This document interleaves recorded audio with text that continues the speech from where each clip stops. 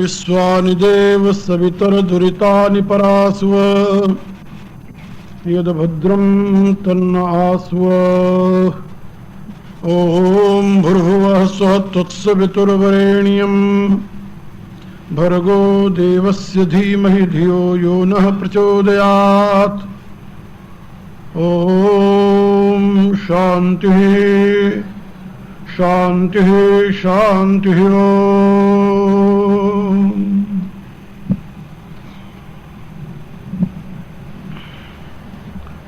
परावर रूप में उपस्थित मेरी प्रियात्माओं,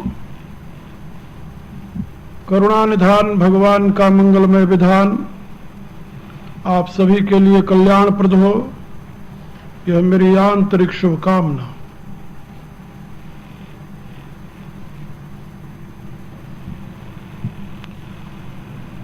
भारत की पवित्र भूमि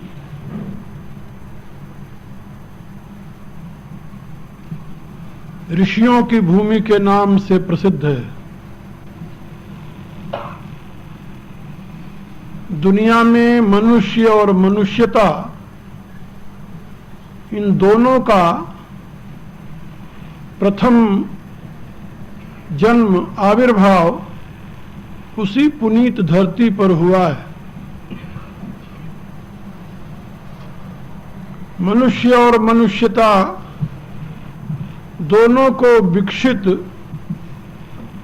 और सुव्यवस्थित करने की दिशा प्रदान करने वाला वह ईश्वरीय दिव्य ज्ञान भी उसी पवित्र भूमि पर सर्वप्रथम प्रकाशित हुआ।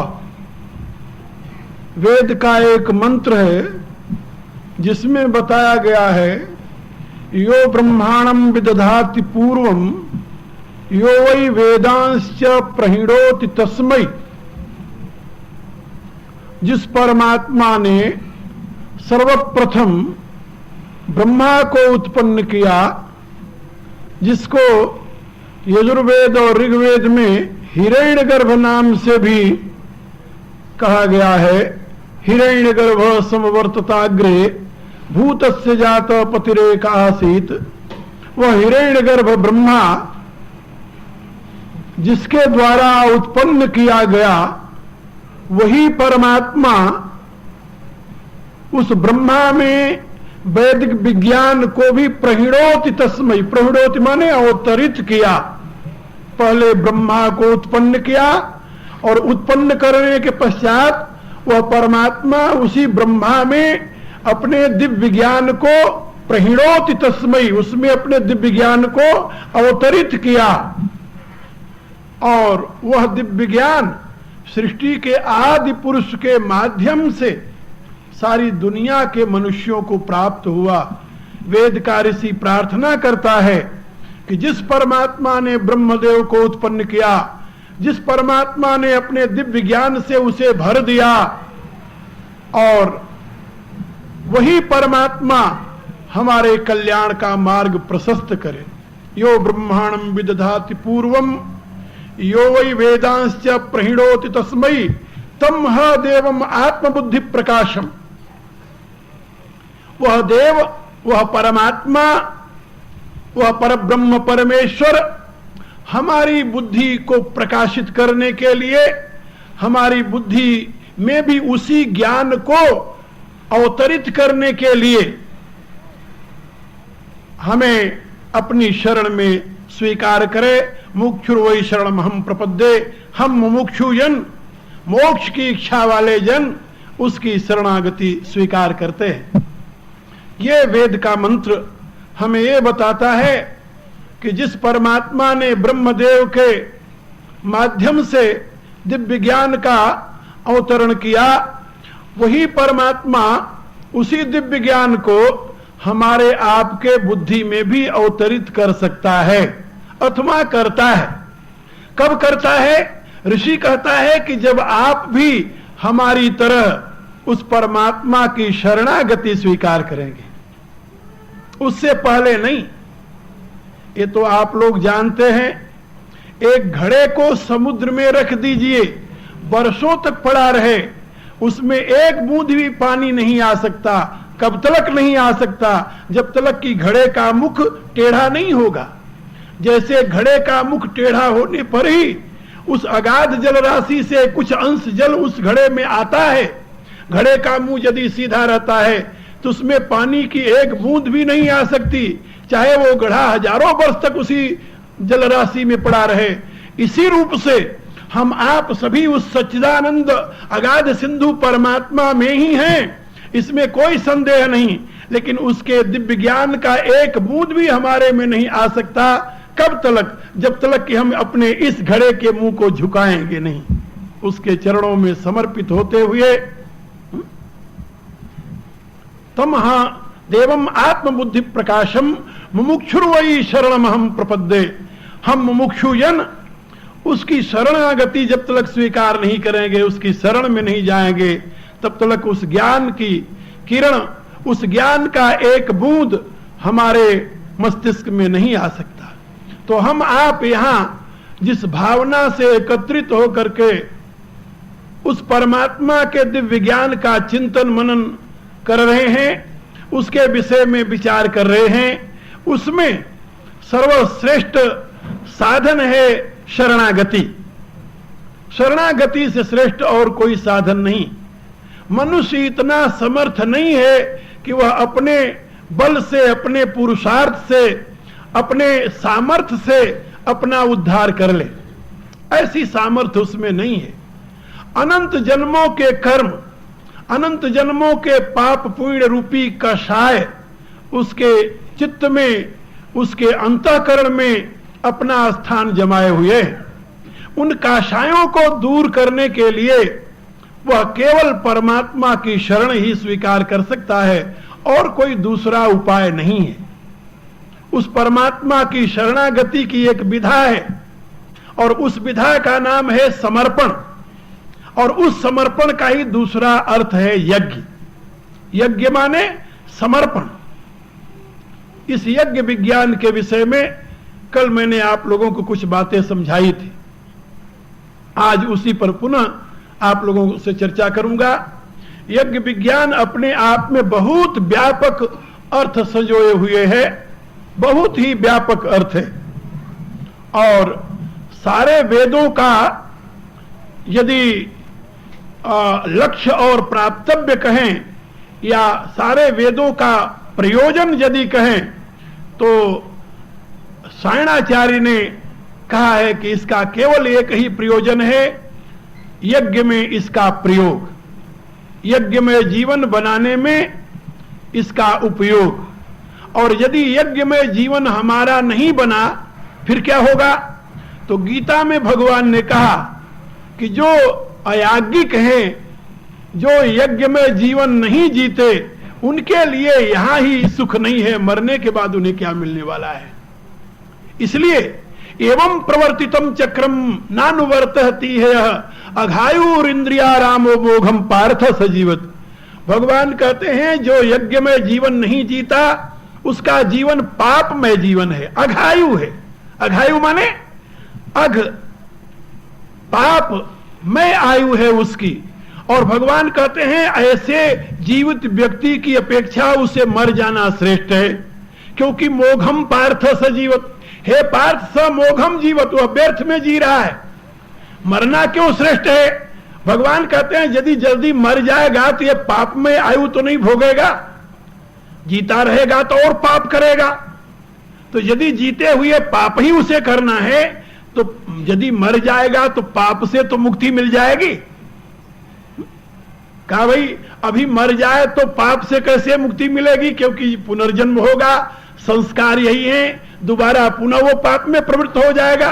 अरे कहा जब मरेगा, मरने के बाद कुछ काल तो उसे शरीर मिलेगी नहीं, और कुछ काल बाद जब शरीर मिलेगा, शरीर मिलने पर भी 15-16 वर्ष तक तो बच्चेपन में बीतेगा। तो एक दुष्ट आत्मा जितनी देर तक कर्म में साधनों से वंचित रहे उतने उसके लिए कल्याणकारक है। इसलिए भगवान ने कहा कि उसका मर जाना श्रेष्ठ है। किसका? कहा जो यज्ञ में जीवन नहीं जीता एवं प्रवर्तितम चक्रम नानुवर्तति है। ये गीता का सिद्धांत है। तो मैं आप लोगों से जिस यज्ञात्मक जीवन की बात बता रहा हूं वो वेद का सार है, वेद का प्रतिपाद्य है, वेद का प्रयोज्य है, और वेद की सारी श्रुतियां उसी के प्रतिपादन में, उसी के यानी विवेचन में निरत है, ऐसा विद्वानों का मत है। कल मैंने आप लोगों को बताया था यज्ञ का प्रथम स्वरूप क्या है।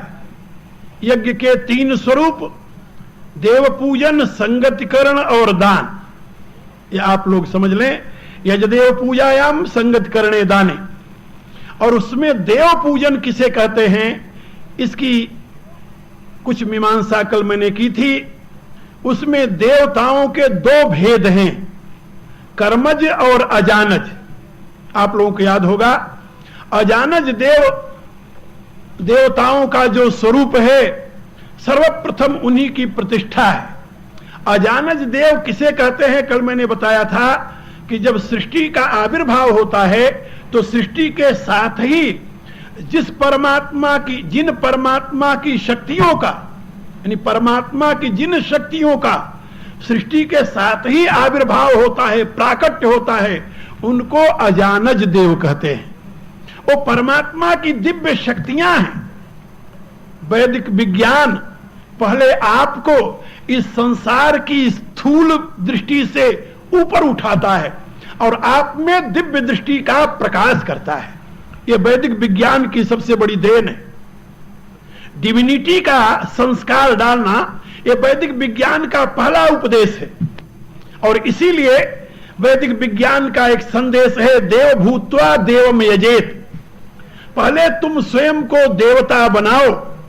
देवता बनाने की विधा क्या है? स्वयं में देव दृष्टि, दिव्य दृष्टि को प्रस्थापित करो। सर्वत्र तुम दिव्य दृष्टि से देखो। यो माम पश्यति सर्वत्र सर्वम च मयि पश्यति। ये तो बहुत ऊंची अवस्था है।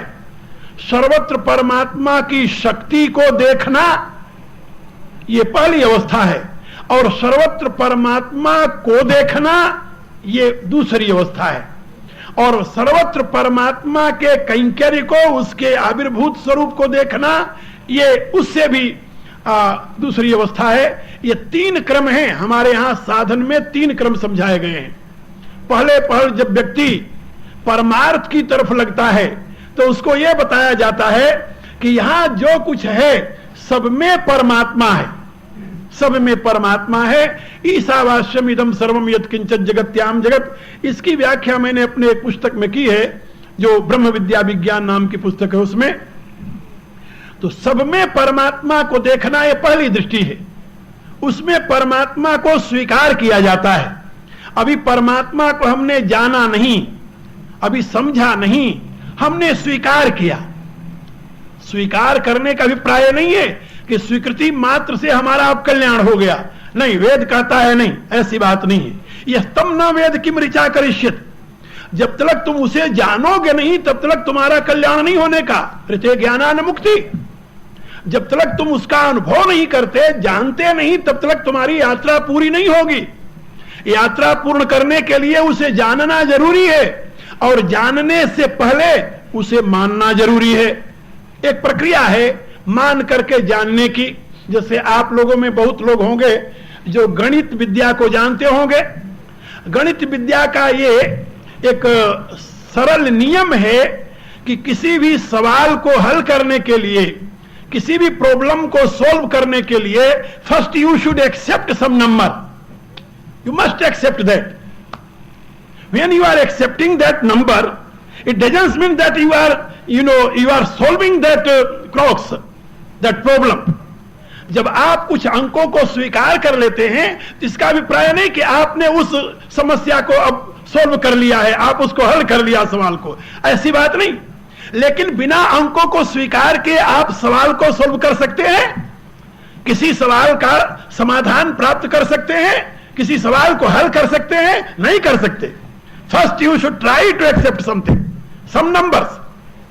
यही वैज्ञानिक सिद्धांत वेद बताता है कि परमात्मा तक पहुंचने से पहले, परमात्मा की महत्ता को जानने से पहले परमात्मा को स्वीकार करो पहले। तो ये वैदिक विज्ञान है।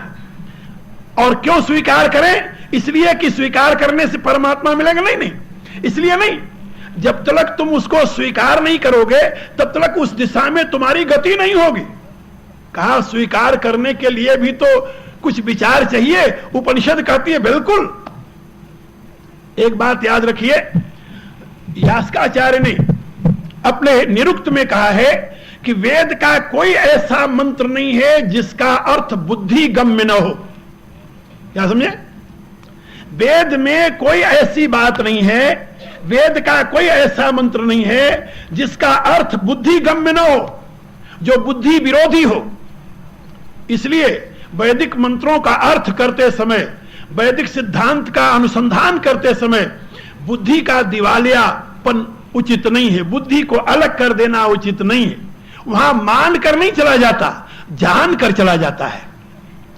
इसलिए मैंने अपने सिद्धांत में कुछ बातें प्रतिष्ठित की है। उसमें एक हमारा सिद्धांत है कि धर्म माना नहीं जाता, जाना जाता है। धर्म पूजा नहीं जाता, जिया जाता है। धर्म लोक के लिए ही, परलोक के लिए ही नहीं है, वह लोक के लिए भी है। और धर्म एकाकी नहीं है, वह समष्टिपूर्ण है। इन सिद्धांतों को आप लोग क्रमशः समझेंगे तो वेद के महत्व को हृदयंगम कर पाएंगे। तो मैं आप लोगों को यह समझा रहा था कि वेद में जब परमात्मा को स्वीकार करने की बात कही गई, उसके पीछे अनेकों युक्तियां दी गई, क्योंकि वेद अयुक्तिक कोई बात नहीं कहता। यानी आपको यह नहीं कहता कि तुम तर्क न करो, तुम बुद्धि का प्रयोग न करो, तुम शंका न करो, उस पर करो, तर्क करो, बुद्धि का प्रयोग करो, शंका करो, लेकिन समाधान के लिए तर्क करो, उसके लक्ष्य तक पहुंचने के लिए प्रश्न करो, जानने के लिए। यह वेद का सिद्धांत है। इसलिए वैदिक विज्ञान में बात समझाई गई कि पहले तुम ये देखो कि जो कुछ तुम्हारे सामने दृश्य जगत है वह क्या है। ऋग्वेद के पहले मंत्र में एक बात कही है, अग्निम ईड़े पुरोहितम। मैं पहले यही सोचा था कि आप लोगों को यहां हम 9 दिन तक अग्निम ईड़े पुरोहितम इस एक मंत्र की व्याख्या करके समझाएंगे। पहले मेरे विचार में यही था, लेकिन जब यहां आए, परसों बोलने लगे तो वो दिशा बदल गई कि वहां से तो प्रेरणा कुछ और हुई, तो हम क्या करते उसमें। तो उसने कहा कि नहीं, इनके जीवन की व्यवस्था के विषय में तुम समझाओ। तो इसलिए हम यज्ञात्मक जीवन समझाने लगे। वैसे अग्निम मीड़े पुरोहितम का सामान्य सा भाव है, और जिसके लिए किसी भी वैज्ञानिक को चैलेंज किया जा सकता है कि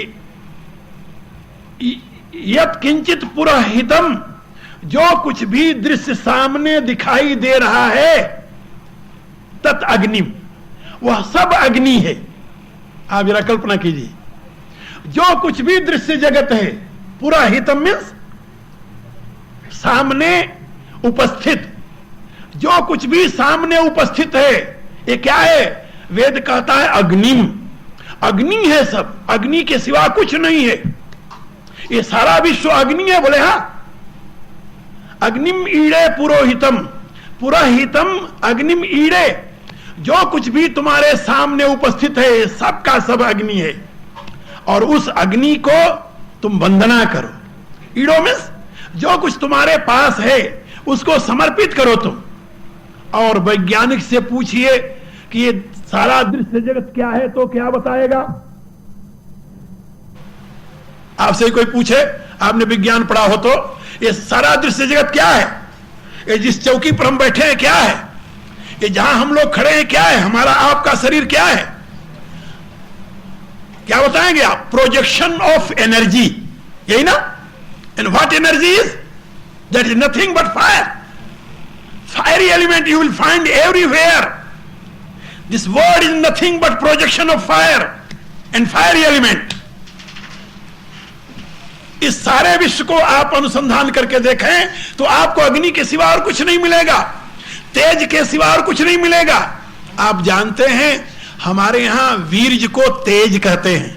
वीर्य जो पिता के शरीर से यानी नारी के गर्भ में प्रतिष्ठित होता है, उसका एक नाम तेज है. शुक्र है, तेज है, वह प्रकाश स्वरूप है, तेजोमय है, उसको अग्नि कहा गया है. और उसी की अभिव्यक्ति है सारा शरीर है हमारा अपना. इसलिए वेद कहता है अग्नि सोमात्मकम जगत. ये सारी सृष्टि जो है अग्नि और सोम की है और कुछ नहीं. इसमें केवल दो तत्वों का ये सारा अभिव्यक्त रूप है, अग्नि और सोम का. सोम क्या है? कहा सोम है ईंधन और अग्नि है वह ज्वाला. ये सारा विश्व जहां भी कहीं आपको दृश्य दिखाई दे रहा सब अग्निमय है. यह दृष्टि किसने दी है? वेद ने. और ये बिल्कुल वैज्ञानिक दृष्टि है. अब आप जैसे जैसे इसके अंतरतम में जाने लगेंगे आपको यह पता चलेगा कि अग्नि एक ऐसा तत्व है जिसको हम विभाजित नहीं कर सकते, टुकड़े में नहीं कर सकते. That indivisible, nobody can divide that. How you can divide? अग्नि को कैसे दो भागों में विभक्त करोगे आप? नहीं कर सकते. फिर विभक्त क्या होता है? ईंधन हो सकता है. यहां एक अग्नि का ढेर जल रहा है, उसमें से एक लकड़ी आप एक चैला उठा के ले जाए वहां रख दें और कहे कि हमारी अग्नि अलग हो गई. तो अग्नि तो अलग नहीं हुई ना, वो ईंधन अलग हुआ है. तो there are differentiation, there are variation in fuel, not in fire. यह सिद्धांत कहता है, वेद ये बताता है कि जहां तुम्हारा इंडिविजुएशन है, जो तुम्हारा व्यक्तित्व है, जो तुम्हारा अलग अस्तित्व है, ये अग्नि में नहीं है, ये मूल में नहीं है, सत्ता में नहीं है, ये तो ईंधन में है. तुम ईंधन को अलग कर लो तो कहो हमारी अग्नि अलग हो गई है, तुम्हारी नासमझी है. तो ये सारा का सारा विश्व जो है वो अग्नि की अभिव्यक्ति है. और अग्नि से अधिक प्रकाशमान और कौन होगा? सूर्य भी तो अग्नि है, वह द्युलोक की अग्नि है. ये नक्षत्र आदि जो है ये अंतरिक्ष की अग्नि है. और ये जिसको हम जलाते हैं ये भूलोक की अग्नि है. लेकिन अग्नि अग्नि है, उसको डिवाइड नहीं किया जा सकता. ये बात समझ गए? तो सबसे पहले वेद आपको उस अजानज देव का स्वरूप बतलाता है. और अजानज देव के स्वरूप को बताने के लिए वो कहता है कि जब तुम देवताओं की उपासना करने में तत्पर हो तो पहले अपने आप को देवता बना लो, अपनी भावना को दिव्य बनाओ. मलिन भावना से देव उपासना नहीं होती. क्या समझे? मलिन भावना क्या है? सेल्फिशनेस. मनुष्य जब मलिन भावना युक्त हो जाता है, स्वार्थ भावना से युक्त हो जाता है, तो वहां देव पूजन नहीं होता. वहां क्या होता है? वहां दैत्य पूजन होता है. देव और दैत्य में क्या अंतर है? इसे भी आप लोग समझ लो.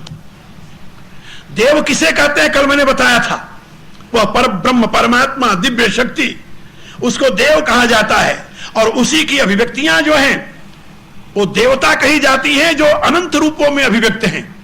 और देवताओं की माता कौन है जानते हो? अदिति. वेद में देवरदिति अंतरिक्ष अदिति कहते हुए यजुर्वेद में यह समझाया गया कि अदिति ही देवताओं की माता है. अदिति किसे कहते हैं? दा अवखंडने, व्याकरण की धातु है दा. दा धातु का अर्थ होता है टुकड़े करना, बांटना, अलग अलग करना. अवखंडन, दा अवखंडने धातु से दिति शब्द बनता है.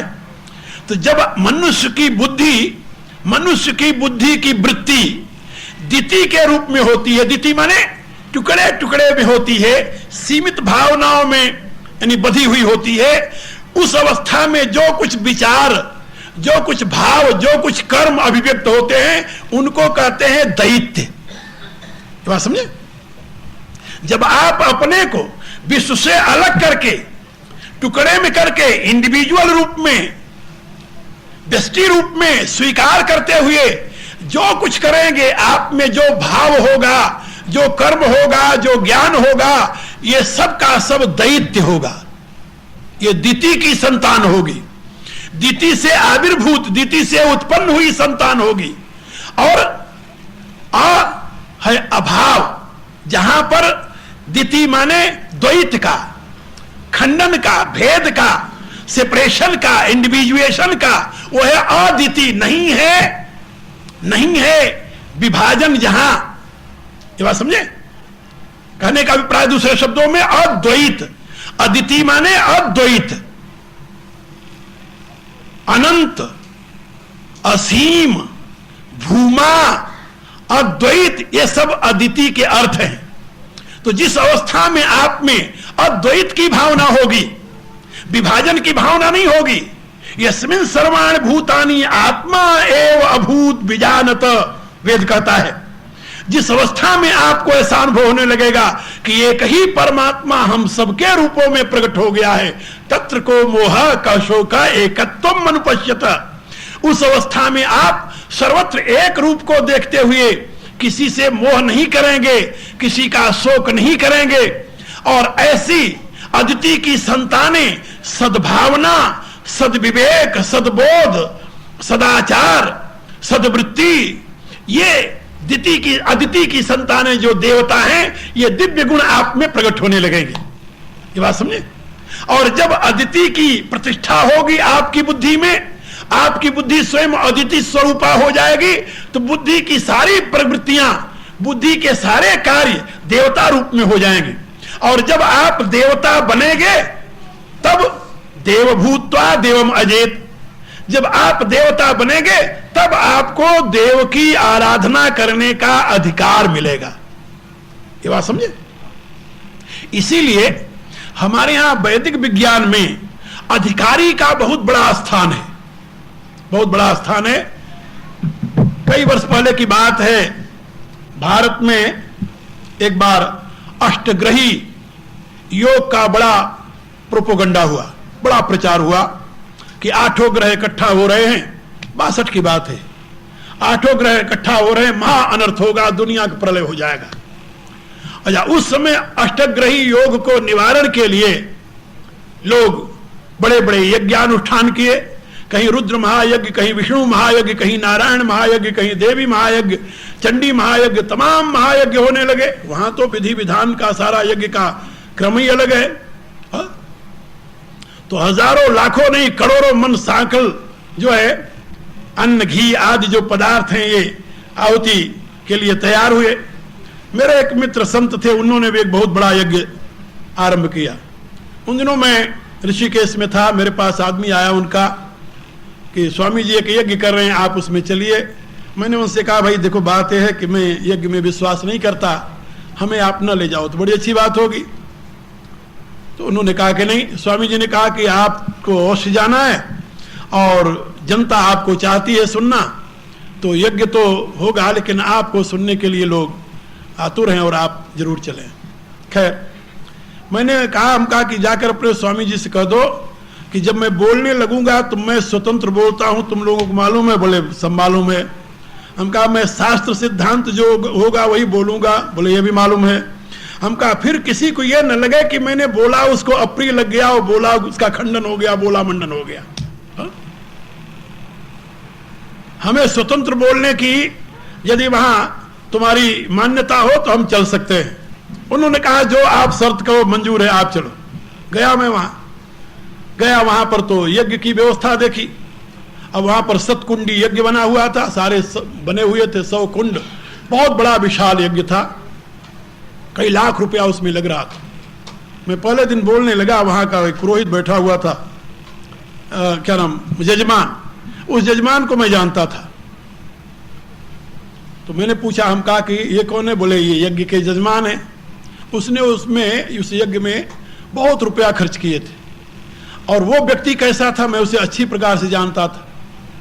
जो व्यक्ति अनाचार, अत्याचार की कमाई इकट्ठा करता है पाप की, और वो यदि सोचे कि इस पाप की कमाई से हम यज्ञ करेंगे तो हमारी कमाई का शुद्धिकरण हो जाएगा और देवता प्रसन्न हो जाएंगे।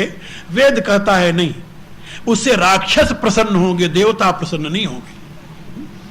मंत्रहीनम विधिहीनम क्रियाहीनम मंत्रहीनम मदक्षिणम, ये तामसिक यज्ञ है जिसमें कर्ता की शुद्धि नहीं है, पुरोहित की शुद्धि नहीं है और क्रियाकलाप की शुद्धि नहीं है, द्रव्य की शुद्धि नहीं। यज्ञ में वैसे तो 7 प्रकार की शुद्धि की व्यवस्था है, लेकिन 7 प्रकार की न हो तो 5 प्रकार की शुद्धि होनी चाहिए, जिसमें कर्ता की शुद्धि, पुरोहित की शुद्धि, पदार्थ की शुद्धि, क्रिया की शुद्धि और इसके साथ विधि की शुद्धि। ये 5 शुद्धियां तो अनिवार्य हैं। यदि 5 प्रकार की शुद्धियां नहीं है तो यज्ञ वो देवताओं को प्रिय नहीं होगा, फिर वो यज्ञ देवताओं की बजाय दैत्यों के लिए उपयोगी होगा। तो मैं पहले दिन जब बोला तो लोगों को मैंने बताया, हम कहा कि यज्ञ में ऐसा विधान है कि गो घृत से ही यज्ञ करना चाहिए। गो जो है वो देव पशु है, भैंस जो है वो असुर पशु है। भैंस आप लोग जानते होंगे, इधर तो होती नहीं, होती है? हाँ, आपके उधर सूर्यनाम में होती है। भैंस जो है वो आसुरी पशु है। तभी आप लोगों ने सुना होगा ना कि जो यमराज है वो भैंसे पर सवारी करता है। महिषासुर महिष का यानी भैंसे का रूप धारण करके आया। ये भैंस जो है आसुरी पशु है। भैंस का दूध पीने से आसुरी बुद्धि होती है, मोटी बुद्धि होती है। गाय का दूध पीने से दैवी बुद्धि होती है, गाय क्योंकि दैवी पशु है। ये सारा शास्त्र का विधान है और आयुर्वेद इसके लिए बहुत बड़ा प्रमाण व्यवस्थित करता है। खैर, तो वहां पर अब आजकल भारत में तो बड़ी बुरी हालत है, दूध दही का तो केवल नाम होता है। वैसे वहां तो गाय का घी तो आंख में लगाने के किसी को रोग हो जाए वही मुश्किल से मिलता है, तो उसके लिए टीने के टीने हवन करने के लिए कहां से आएगा। तो वहां भैंस का भी घी नहीं मिलता, तो टीने के टीने जो घी आकर रखा जाता है वो किसका होता है? लोहे की भैंस का। लोहे की भैंस जानते हो ना, डालडा। यहां नहीं होता, आप लोग नहीं जानते उसे। उसको वेजिटेबल कहते हैं, वेजिटेबल ऑयल, घी। तो वो क्या करते हैं कि बहुत वनस्पतियां लेकर, जैसे पदार्थ लेकर के उसका वो घी निकालते हैं और उसको जमा देते हैं, यानी केमिकल लगाकर फिर उसको बेचते हैं। उसको लोग खाते हैं बेचारे। क्योंकि भारत में 200 वर्ष तक जब अंग्रेजों का शासन था तो मुसलमानों के समय में इतना अहित नहीं हुआ था। वैसे मुसलमान हिंदुओं को मारे, गायों को काटते थे, थोड़ी मात्रा में काटते थे। बकरे ईद के दिन काट दिया, ऐसे काट दिया, ऐसे काट दिया। सामूहिक हत्या नहीं थी और मुगल साम्राज्य में गौ हत्या बंद थी वहां पर। लेकिन बाद में जब अंग्रेज गए तो इन्होंने सबसे पहले वहां के गोधन को नाश करना शुरू किया और गोधन को नाश करने में उन्होंने सबसे पहला काम यह किया कि जितनी अधिक दूध देने वाली गायें थी, जो 20 किलो 25 किलो 30 किलो दूध देने, एक मन माने 40-40 किलो दूध देने वाली जो गायें थी भारत में, सवा मन दूध देने वाली, 50 किलो दूध देने वाली जो गायें थी भारत में, उसको पहले इन्होंने अपना निशाना लगाया। क्योंकि यहाँ के लोग दूध दही घी खाते हैं, इससे ताकत होती है, पहले इसको खत्म करो। यानी किसी भी जाति की बुद्धि को भ्रष्ट करना हो तो उसके आहार विहार को आप खत्म कर दो। किसी भी जाति की बुद्धि को यदि नष्ट करना है तो उसके आहार विहार को, उसके आहार को सबसे पहले नष्ट करो। तो अंग्रेजों ने पहला काम यही किया कि भारत के गोधन को नष्ट करना शुरू किया और उन्होंने जितनी गायें थी सबको खत्म कर दिया, पूरे के पूरे। यानी भारत में मुश्किल से एक संप्रदाय है भारत में, सिख संप्रदाय, तो आप लोग जानते होंगे, हमारे वैष्णव संप्रदाय की एक शाखा है वो सिख संप्रदाय। और सिख संप्रदाय में एक और नई संप्रदाय निकली, नामधारी संप्रदाय उसे कहते हैं। सिख संप्रदाय की एक ब्रांच है। तो नामधारी संप्रदाय के लोगों ने जब देखा कि गऊओं को कत्ल कर रहे हैं तो वो गऊओं के लिए मरे। और आपको ये जान करके आश्चर्य होगा कि एक गऊ को बचाने के लिए उसके आगे कई लाइन में सिख खड़े हो जाते थे और जब वहां से गोला चलता था तो उतने पहले सिखों को मारकर फिर गऊ मरती थी वो। इस प्रकार से उन्होंने बचाया। और मारते मारते जब अंग्रेज परेशान हो गए, आखिर कितने आदमी को मार सकते थे वो, अब सिख उनके सामने लड़ तो सकते नहीं थे। तो उन नामधारी सिखों ने गऊओं को बचाया और गऊओं के लिए उन्होंने राम सिंह नाम के एक महात्मा हुए हैं, उन्होंने उसका नेतृत्व किया। और राम सिंह के जमाने में पूरे के पूरे समाज सहित तो गोले के सामने से खड़े हो जाते थे और अंग्रेजों ने गोले भर भर करके तोप से उड़ा दिया उन्हें, और हजारों लोगों को उड़ाया, एक दो नहीं। लेकिन उन्होंने अपनी यानी जान दे करके कुछ गौओं को बचाया। वो गौएं कुछ मात्रा में, शायद इस समय मुश्किल से 201 जगह हैं और 300-400 एक जगह हैं, इतनी मुश्किल से 1000 गौएं होंगी पुरानी जो नस्ल चली आ रही है, मुश्किल से इस समय 1000 गौएं होंगी। वो उन्हीं नामधारी महात्माओं के पास वो गौएं हैं और पूरे भारत में कहीं नहीं मिलेगी आपको। वो पुरानी गौएं जो एक एक मन दूध देने वाली थी, अभी उनके पास है, वहां उतने दूध देती हैं, बहुत सुंदर गायें हैं। लेकिन भारत में गोधन का नाश कर दिया और गोधन के नाश के साथ वहां पर दूध, अब इस समय तो लोगों को चाय में डालने के लिए भी दूध शुद्ध नहीं मिलता, तो मशीन से दूध बनता है। आजकल रसिया ने एक प्लांट लगाया है दिल्ली में और अन्य शहरों में लगाया है। तो उससे क्या होता है कि सोयाबीन जो होता है ना, सोयाबीन आप लोग जानते होंगे, तो सोयाबीन को यानी वो रस निकाल करके उसका दूध बना करके पाउडर का फिर वो सप्लाई होता है शहरों में, दिल्ली या शहरों में। यानी दूध की इतनी किल्लत है वहां, और जहां दूध नहीं है वहां घी कहां से आएगा यज्ञ में डालने के लिए। तो मैंने उन लोगों से कहा कि ये जो यज्ञ तुम लोग कर रहे हो ये बिल्कुल अनर्थकारी यज्ञ है, तो आसुरी यज्ञ है, आसुरी यज्ञ है। इसमें पैसे वाले वो जो दुनिया के खून चूस करके पैसा इकट्ठा किए हैं और वो ला करके तुमने इसमें यानी बैठा रखा है, तो इस यज्ञ से क्या होगा? असुर प्रसन्न होंगे, देवता प्रसन्न नहीं होते। अब फिर लोगों को थोड़ा सा लगा कि ये तो स्वामी जी ने तो सारा गड़बड़ कर दिया। सायंकाल को पंडित समाज मेरे पास आए, तो एक पंडित थे वहां पर, धर्माध्यक्ष थे महाराजा के, विठल देव शास्त्री। तो उनसे लोगों ने कहा कि आप चलिए, स्वामी जी ने ऐसा कहा, आप उनका प्रतिवाद कीजिए। उन्होंने कहा भाई स्वामी जी ने जो कहा शास्त्र सम्मत कहा, इसलिए मैं प्रतिवाद नहीं कर सकता। तो मेरे शिष्य थे, मेरे पास आए, मेरे से कहा गुरुजी आज ऐसे लोग आए थे। तो हमने कहा कि भाई अब हम क्या करें, या तो तुम लोग हमें बुलाओ ना, यहाँ कोई शास्त्र विरोधी आचरण मेरे से देखा नहीं जाता है, तो मैं क्या करूं। अब तुम बताओ कि इस प्रकार के यज्ञों से देवता प्रसन्न होंगे या दैत्य? वो कहने लगे नहीं स्वामी जी, होंगे तो दैत्य ही प्रसन्न, देवता तो नहीं होते। लेकिन अब हम क्या करें, यज्ञ करना जरूरी है। और यज्ञ में मैंने उनसे कहा, हम कहा कि पहले यहां पर यज्ञ में प्रवेश करने से पूर्व मैंने सुना कि एक यहां पर पहले कमेटी मीटिंग हुई और मीटिंग में यह हुआ कि इतने दक्षिणा लेंगे तो हम यज्ञ में बैठेंगे। पुरोहितों ने कहा, पंडितों ने। हम कहा कि आप बताओ, पहले अभी यज्ञ हुआ नहीं तब से दक्षिणा के लिए ही डंडे चलने लगे।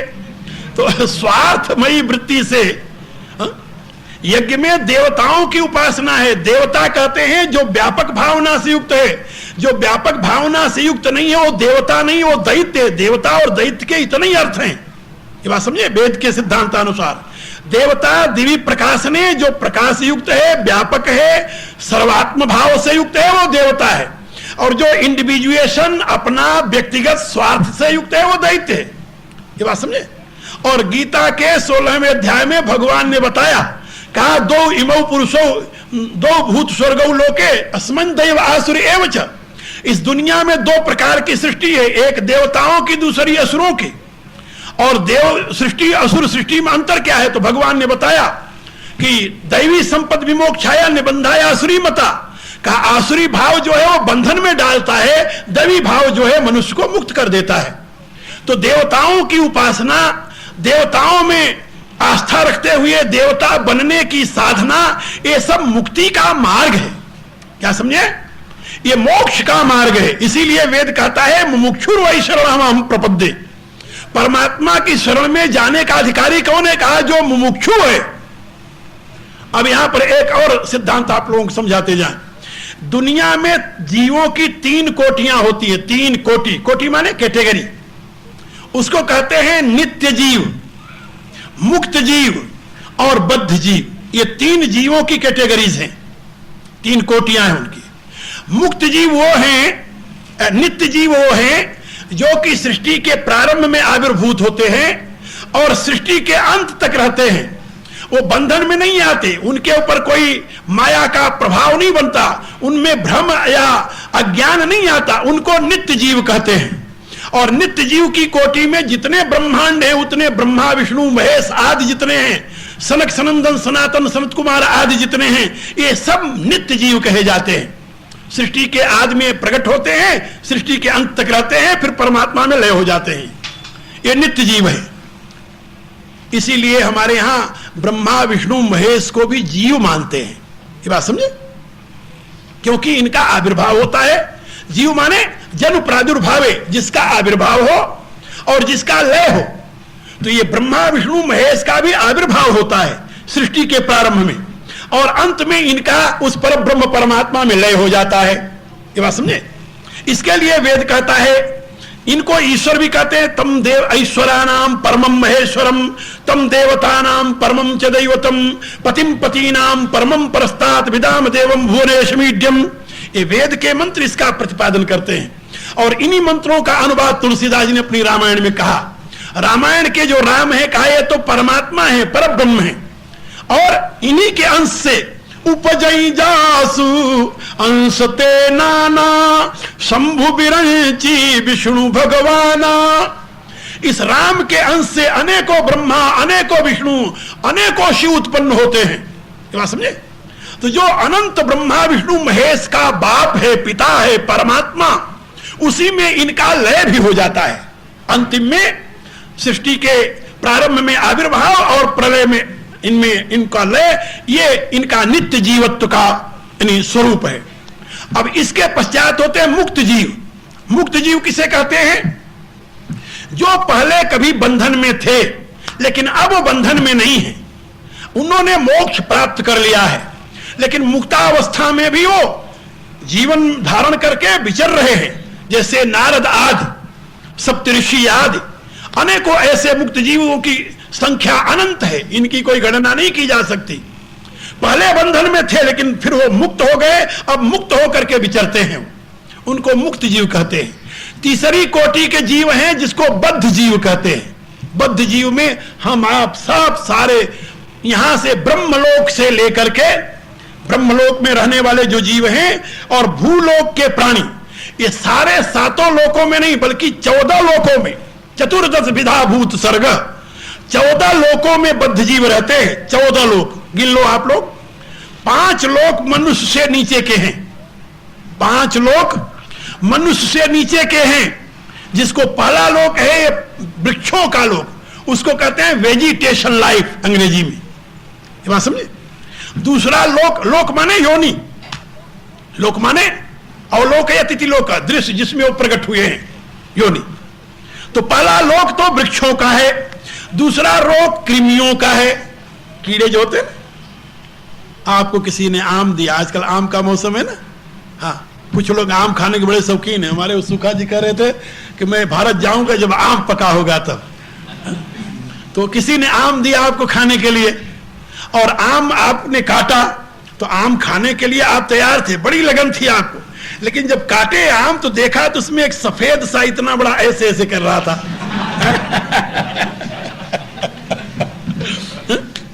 अब आप सोचिए, आप उसे खाएंगे? क्या राय है? नहीं खाएंगे ना?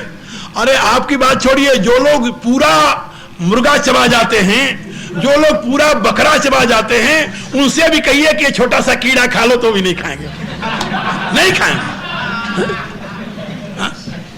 ये है लोगों की वृत्ति। तो वो क्या है? अब वो कहां से पैदा हुआ? आप क्या समझते? आम में जो वो कीड़ा गया वो बाहर से गया क्या? बाहर से नहीं गया, उसी में डेवलप हुआ है। तो पहले जड़ जीवन था, जड़ जीवन से चेतन जीवन प्रारंभ हो गया। ये बात समझ गए ना? उसी में से प्रकट हुआ। तो वेजिटेशन लाइफ के पश्चात बिल्कुल क्रीमी लाइफ आ गई, ये दूसरा लोक है। और क्रीमी लाइफ के पश्चात उसी में से एक तीसरा लोक और प्रकट हो गया। ये बात समझे? उनको पहले तो ऐसे रेंगने वाले थे ना, अब रेंगने वाले नहीं, अब उसमें पांव लगे हुए चलने वाले हो गए। देखा होगा? अब चलने वाला वो तीसरा लोक है, और चलने वाले में एक और आगे बढ़ोतरी हुई तो उसमें पंख लग गए, अब वो उड़ने लगे, वो चौथा लोक है। उसको पक्षी जो नहीं कहते हैं, बर्ड लाइफ, सरीसृप life, insect life, bird life. तो insect life, creamy life and सरीसृप लाइफ एंड रेप्टाइल लाइफ जिसे कहते हैं, और बर्ड लाइफ, और उसके पश्चात फिर आप देखेंगे कि वो 4 पांव वाले पशु, दूध देने वाले, बछड़े पिलाने वाले, गाय भैंस पशु आज जितने हैं, इसको कहते हैं पशु योनि, एनिमल लाइफ। अब यहां ये 5 योनियां आपके नीचे, ये 5 लोक हैं, और छठे लोक में मनुष्य लोक है, ये सप्तम लोक, छठा लोक है, और इससे आगे 8 लोक इससे ऊपर हैं, 8 लोक। तो मनुष्य लोक से ऊपर पिशाच लोक है, पिशाच लोक से ऊपर राक्षस लोक है, राक्षस लोक से ऊपर यक्ष लोक है, यक्ष लोक के ऊपर गंधर्व लोक है, गंधर्व लोक के ऊपर फिर पितृलोक है, फिर आगे देवलोक, प्रजापति लोक। ये बात समझे? इस प्रकार से 8 लोक इससे ऊपर हैं। सांख्य सिद्धांत और वेदांत में इन सारे 14 लोकों की व्याख्या है। तो 14 विधा भूत सर्ग, इन 14 लोकों में जितने प्राणी हैं, जैसे आपकी पृथ्वी ऐसे अनंत पृथ्वियां हैं, 14 लोकों में जितने प्राणी रह रहे हैं, ये सारे के सारे बद्ध जीव हैं। इनको क्या कहते हैं? बद्ध जीव। बद्ध जीव माने बंधे हुए। अब इन बद्ध जीवों में से 2 कैटेगरीज हैं। पहले जीवों की 3 कैटेगरी, नित्य जीव, मुक्त जीव, बद्ध जीव, समझे ना? अब बद्ध जीवों की 2 कैटेगरी कौन कौन से? बद्ध जीवों की जो 2 कैटेगरी हैं, उसमें एक बुभुक्षु है, दूसरे मुमुक्षु है। बद्ध जीवों की 2 कैटेगरी, बुभुक्षु और मुमुक्षु। बुभुक्षु किसे कहते हैं? जिसको भोग की कामना है, वो बुभुक्षु है। ये बात समझे? और जिनको मोक्ष की कामना है, वो मुमुक्षु है। गीता में जो असुर कहा है भगवान ने, वो बुभुक्षुओं को कहा है। जितने बुभुक्षु हैं वो सारे के सारे अपने आप में असुसु रमनते, अपने इंद्रियों में, प्राणों में रमण करने की चाह रखते हैं, इसलिए उनको असुर कहा जाता है। और जो मुमुक्षु हैं वो इससे ऊपर उठना चाहते हैं, इससे आगे जाना चाहते हैं, वो परमात्मा को प्राप्त करना चाहते हैं, इसलिए उनको मुमुक्षु कहा गया है। अब आप लोग समझ गए होंगे कि यदि आप अपने आप का अनुसंधान करें, यदि तो आप हैं बुभुक्षु, बुभुक्षु, हाँ, भोग की कामना रखने वाले, फिर तो परमात्मा की शरणागति आपके लिए उपयोगी नहीं है। हा? क्या समझे? फिर आप परमात्मा, आप में दिव्य भावना नहीं आ सकता। भोग जहां सामने है, वहां फिर दिव्य भावना के आविर्भाव की गुंजाइश नहीं है। भोग प्रिय व्यक्ति स्वार्थ रहित नहीं हो सकता। स्वार्थी व्यक्ति कभी परमात्मा के शरण में नहीं जा सकता। इसलिए तुलसीदास जी ने अपनी रामायण में लिखा है कि परमात्मा की शरण में जाने के लिए कुछ शर्तें हैं, और उन शर्तों में सबसे